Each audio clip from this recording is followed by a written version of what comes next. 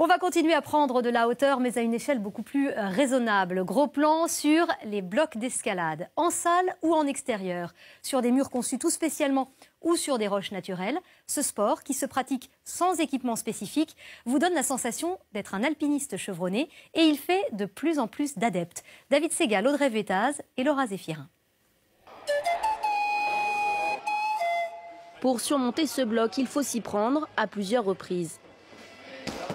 Contrairement à l'escalade classique, pas de baudrier, ni de corde, ni de harnais, des difficultés supplémentaires. C'est un petit peu plus physique aussi, c'est un petit peu plus dynamique, on utilise plus les muscles du corps. Le fait de grimper, de monter, de se fixer des objectifs, de dépasser ces objectifs. Endurance, souplesse et pour tous à l'arrivée, plus de liberté. On peut aller à gauche, à droite, en haut, on peut vraiment jouer avec les surfaces, alors que l'escalade classique, souvent c'est des voies qui sont vraiment tout droites, de bas en haut.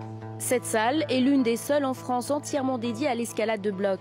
5000 prises, 200 itinéraires à apprivoiser. Depuis son ouverture il y a 2 mois, elle ne désemplit pas. Comptez 9 € la séance. Accessible au plus grand nombre, ce sport fait des adeptes depuis longtemps. L'escalade de bloc était pratiquée déjà à la fin du 19e siècle dans la forêt de Fontainebleau, qui est devenue aujourd'hui l'épicentre mondial de la pratique du bloc. C'était des grimpeurs, donc parisiens, qui pour arriver en forme l'été à Chamonix, pour faire de l'alpinisme, s'entraînaient en répétant beaucoup de blocs de faible hauteur. Et comme en effet rien ne remplace le contact avec la roche, dans le sud, ces grimpeurs s'entraînent directement sur un site naturel découvert par ce moniteur d'escalade. Alors là, il faut surtout penser à bien te caler, bien être équilibré sur les pieds avant tout.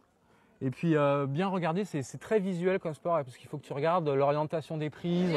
Même pas peur pour Mathis, 8 ans.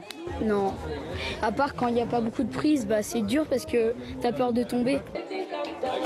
En cas de chute, des matelas ou d'autres amateurs réceptionnent les grimpeurs. L'escalade de bloc se pratique dans un club ou de façon indépendante. Ces adeptes n'ont donc pas fini de chuter.